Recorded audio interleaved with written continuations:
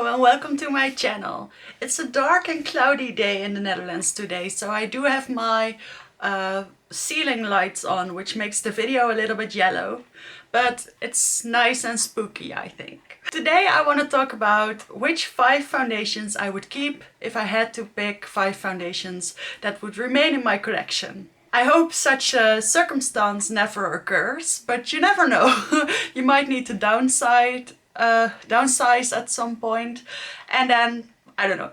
It's just a fun little challenge I wanted to do. I've been seeing the challenge going around with if I could only keep 10 eyeshadow palettes, so I figured I'd do 10 foundations, but it's not like I own 100, so I thought that was not enough of a challenge. If I could keep 10, then I could pretty much keep all of my favorites, but if I had to pick 5, then it would be a little bit more tough. So without any further ado, let me get into which 5 foundations I would keep if I had to desert everything else.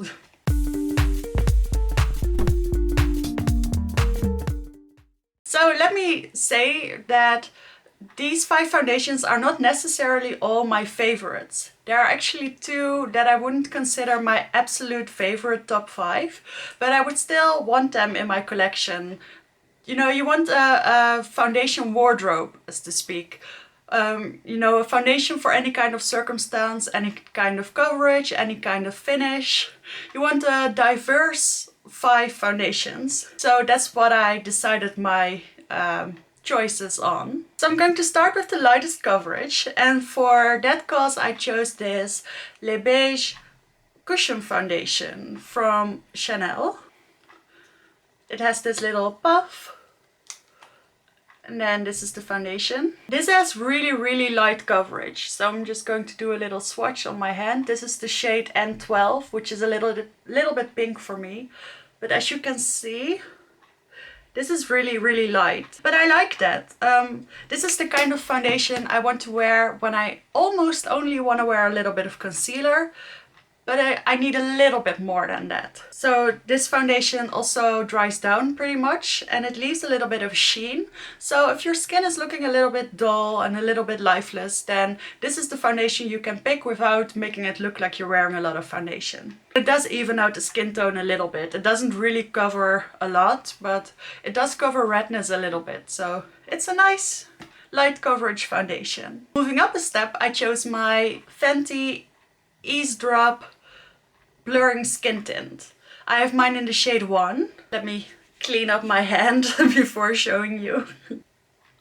And I like this skin tint. It's not my favorite finish. It's a little bit finicky sometimes, but it's the only lighter coverage foundation that I have that has a semi-matte finish.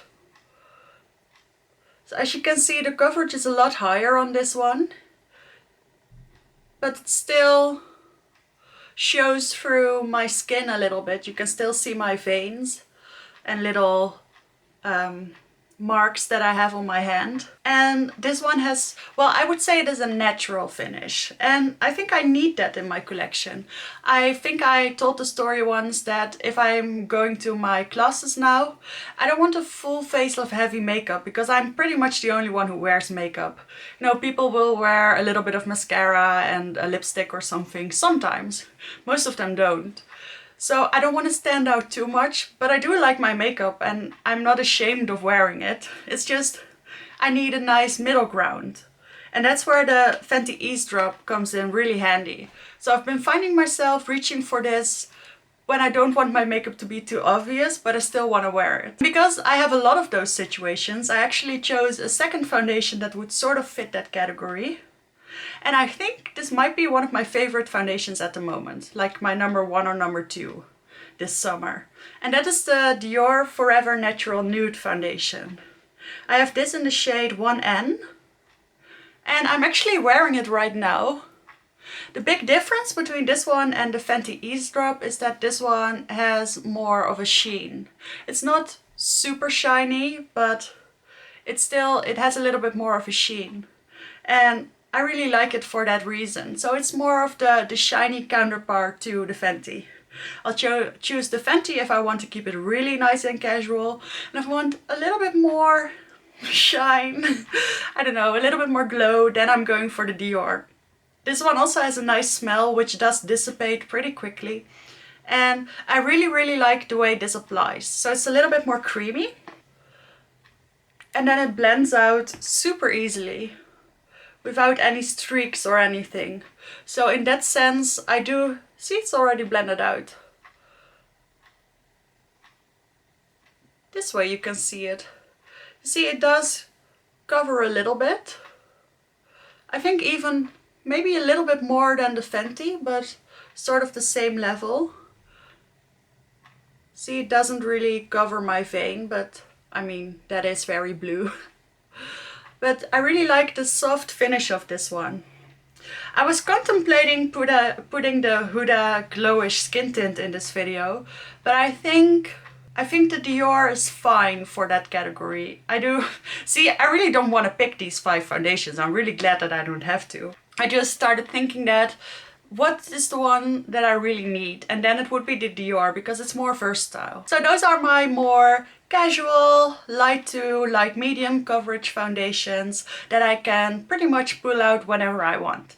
But then of course I also like my glam makeup and my more full coverage days. So for those occasions I actually chose 2 foundations. The first one is my, well, at the moment it's probably number 2, but the rest of the year it's been my number 1 foundation. And that's the Guerlain L'Essentiel de Haute Perfection version. So this is the matte one. They do have a glowy one as well. I don't own it, otherwise it would probably have made this list as well, if I'm remembering the reviews correctly.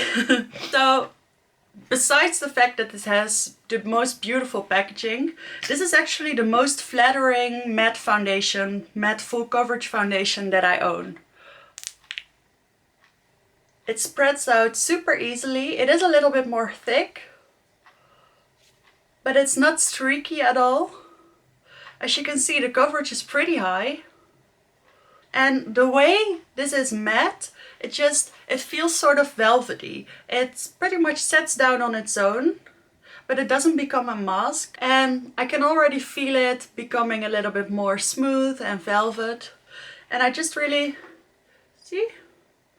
I really like the way this blurs my skin. And actually, for a lot of occasions, I don't even find this foundation too much.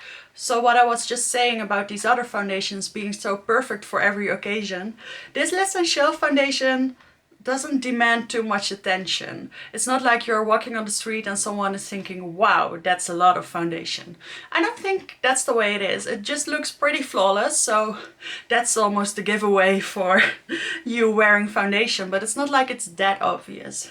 So yeah, one of my absolute favorites, and I couldn't live without it. Then finally I have one foundation that is maybe a little bit more obvious, but I just like that sometimes. And for the 5th foundation I chose my Huda Beauty Faux Filter Luminous Matte Foundation. This is the reformulated one that she released a couple of months ago. And this is just, you have to use this the proper way or else it'll look very thick. But if you want that almost completely full coverage, blank face look, then this is the one you need. So on my most glam days, usually mostly for pictures and stuff like that, but still, I also wear this one on the regular, but then I sheer it out. If you don't sheer it out, then the coverage is really extreme. You can see it almost.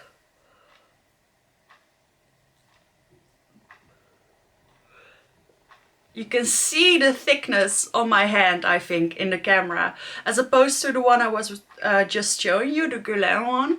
This one really has a presence. And I feel like you almost have to set this one down, because if you use a little bit of a thick layer, this one does not dry down. It stays a little bit tacky, and it doesn't wear as gracefully if you don't set it down. So this is a really high coverage foundation, and like I said, sometimes I'm in the mood for a lot of makeup. And I do use makeup for fun and not only because I want to look pretty or something. So if I want to have a lot of fun with a lot of glam makeup, then I really need my Huda Beauty Faux Filter. So that's it. Those were my 5 foundations that I would keep if I had to choose. Let me know what yours are in the comments down below. And if you also decide to do this video, please tag me. I would love to see what everyone is up to. And if you like this video, please consider subscribing to my channel. I upload 3 times a week with makeup related content. I'm also on Instagram and TikTok, and I will see you in the next one.